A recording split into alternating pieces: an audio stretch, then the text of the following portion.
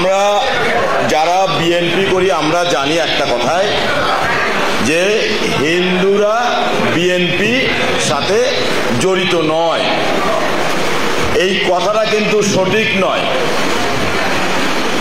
দেশ স্বাধীনের পরে হিন্দুদের উপর যত অত্যাচার হয়েছে, আপনার ৭২, ৭৩, ৭৪, ৭৫ পর্যন্ত দেখবেন, এদিকের কথা বাদ দেন, সেই সময় দেখবেন যে হিন্দুদের উপর যে অত্যাচার হয়েছে সমস্ত করেছে তৎকালীন সরকার। কারা ছিল? আওয়ামী লীগ, তারাই করেছে। আমি ছোট্ট একটা উদাহরণ দিতে চাই। সৈয়দপুরের আমাদের বিএনপি অফিসের সামনেই সুরজমল আগরওয়ালা বলে এক ব্যবসায়ী ছিলেন। তিনি আওয়ামী লীগকে সাপোর্ট করতেন না।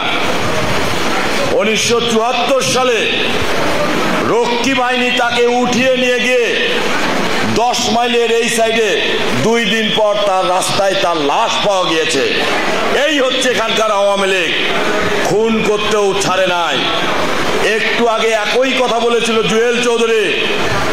খাতা মধুপুরের বিনা পানি রায় সম্পর্কে সে অ্যাডভোকেট তুষার কান্তি রায়ের আত্মীয় হয়। সৈয়দপুরের হিন্দু কল্যাণ সমিতির যিনি সভাপতি, তার আত্মীয় হয়। এই বিনা পানি রায়কে ধর্ষণ করার পরে হত্যা করা হয়েছে, জবাই করা হয়েছে। তার 100 বিঘা জমি, পুকুর কার দখলে? কোন বিএনপির নামে দখল নাই। দেখবেন গিয়ে ওই আওয়ামী লীগ ভাইরাই দখল করে রেখেছে। আর এই সৈয়দপুর শহরে এই আপনি দিনাজপুর রোডের কথা বলেন আর যে রোডের কথাই বলেন, পাকিস্তান আমলে হিন্দুদের বেশ কিছু সম্পদ আজও কার কার দখলে আছে আমরা নাম বলতে চাই না। আমি আপনাদেরকে অনুরোধ করব, একবারের জন্য আসুন, বিএনপির সাথে সম্পর্ক করুন, দেখেন বিএনপি আপনাদেরকে ফেলে দেয় কিনা। এই জন্য আপনাদেরকে অনুরোধ করব যে আসুন, আপনাদের এখানে যারা আছেন এনাদের মধ্যে অনেককে কিন্তু আমি চিনি, মুখ চিনি, অনেকে আমাকে চেনেন না। আপনাদের অনেককে আমি দেখেছি আওয়ামী লীগের মিছিলে, আওয়ামী লীগের কোনো মিটিংয়ে আমি দেখেছি। তো আওয়ামী লীগের যাওয়া, ওখানেও গিয়ে দেখেছেন কি অবস্থা, এখানেও এসে দেখেন বিএনপির কি অবস্থা।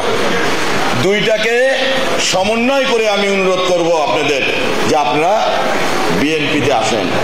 আপনারা দেখেন তো আওয়ামী লীগের যে প্রেসিডিয়াম কমিটি আছে না, একটা সর্বোচ্চ ফোরাম, ওখানে কোনো হিন্দু আছে?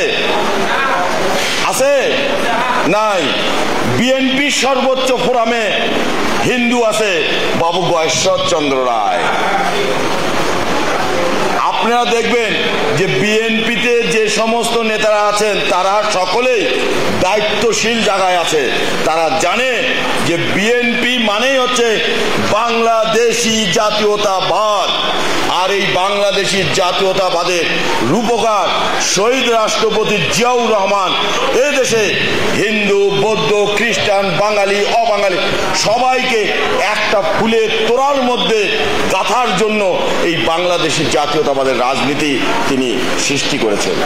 আমি আমার কথা বাড়াতে চাই না, কিন্তু আমি তারপরে বলতে চাই, সৈয়দপুর রাজনৈতিক জেলা হিন্দু বৌদ্ধ ঐক্যফ্রন্টের এই রাজনৈতিক জেলা কমিটি যেন অবস্থানটা এখানটায় রাখা হয়, এটা আমি দাদাকে বলবো।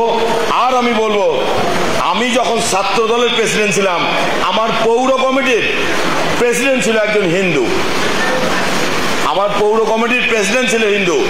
আমার জেলা ছাত্র দলের ভাইস প্রেসিডেন্ট ছিল, সেও হিন্দু। মনোজ কুমার গোস্বামী ছিল আমার জেলা কমিটির ভাইস প্রেসিডেন্ট। আর পৌর কমিটির আমার প্রেসিডেন্ট ছিল অলোক কুমার গোস্বামী। আবার এই নিক্কি ছাত্রদল কলেজ কমিটির ছিল অর্থ সম্পাদক।